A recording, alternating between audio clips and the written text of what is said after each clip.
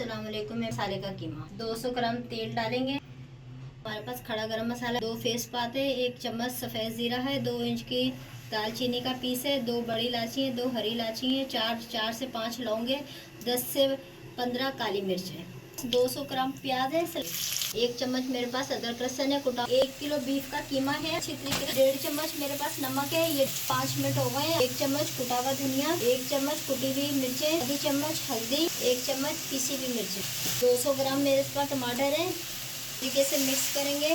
3 minute हो गए नाजरीन मसाले के साथ कीमा पकते हुए।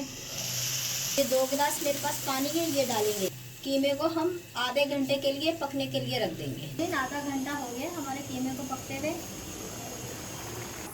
250 ग्राम दही है जो हमने फेंट के रखा हुआ है, ये डाल देंगे। देखें साइडों में तेल आ गया है कीमे में।